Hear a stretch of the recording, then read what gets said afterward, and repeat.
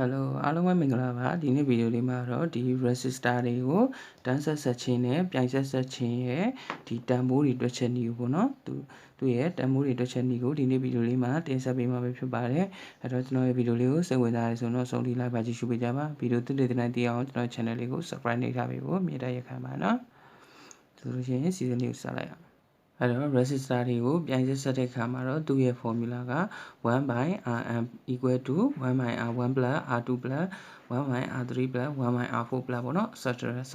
သဖြင့်သူကရှိရပေါ့နော်ဒီ formula တွေဘယ်လိုရလာလဲဆိုတာကိုတော့ကျွန်တော်နောက်ထပ်ဗီဒီယိုလေးမှာတင်ပေးမယ်နော်ဒီ formula ကိုတော့ဒါမှတ်ထားမှာပေါ့နော်ဒါကဒီပြိုင်ဆက်လို့ရှိရင်သုံးရမယ် formula ဖြစ်ပါတယ်ဒီဘက်မှာကတော့ဒါ resistor တွေကိုတန်းဆက်တဲ့အခါမှာသုံးရမယ် formula ပေါ့နော်သူ့ရဲ့ formula ကတော့ rn equal to r1 plus r2 plus 1/r3 plus r4 plus ပေါ့နော်စသဖြင့်သူကသုံးတယ်ပေါ့နော်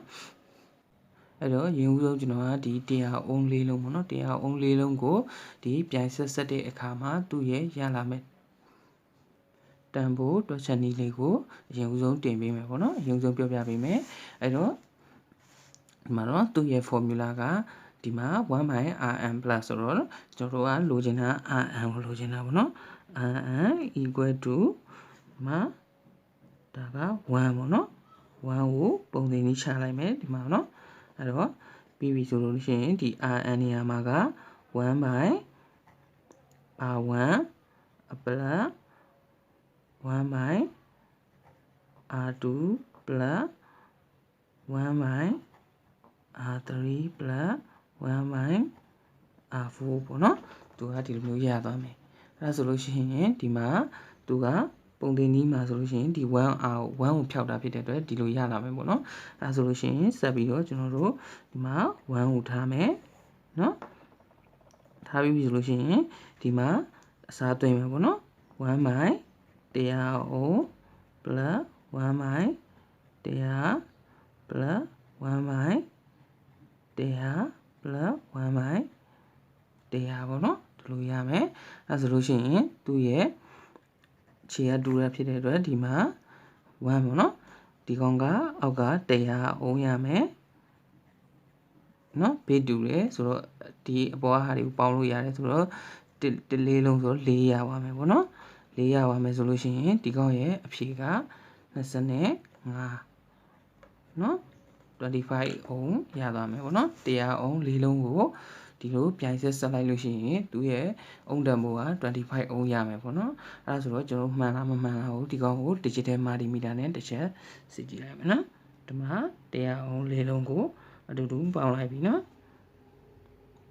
ဒါဆိုလို့ရှိရင်ပြိုင်ဆက်ဖြစ်သွားပြီပေါ့နော်ဒီကောင်ရဲ့တန်ဖိုးကိုမာရီမီတာနဲ့တစ်ချက်ထောက်ပြီးတော့စမ်းကြည့်မယ်အဲ့တော့ဒီမှာဆိုလို့ရှိရင်သူ့ကို200 ohm နေရာမှာထားမယ်ထားပြီးတော့ဒီကောင်ကိုတစ်ချက်စစ်ကြည့်မယ်ပေါ့နော်အဲ့တော့ဒီမှာဆိုလို့ရှိရင်ဒီမှာနော်25 ohm ရသွားမယ်ပေါ့နော်ဒါကသူ့ရဲ့အဖြေပါနော်ဒီမှာဆိုလို့ရှိရင်25 ohm နော်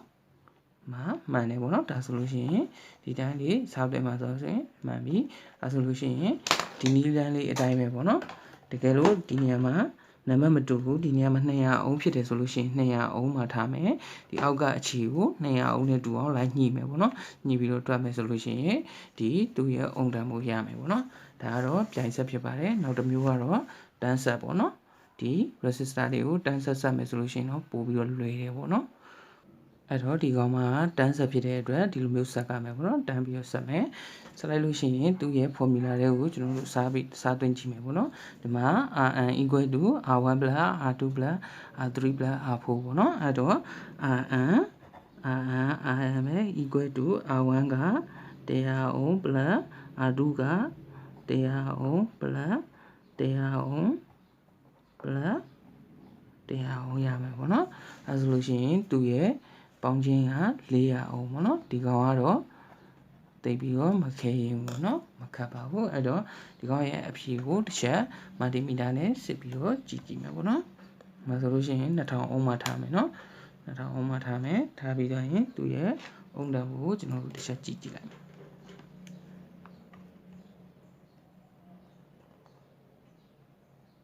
ဒီမှာနော်396 ohm ပေါ့နော်396 3096 ohm ဆိုတော့ဒါ400 ohm ပါပဲเนาะ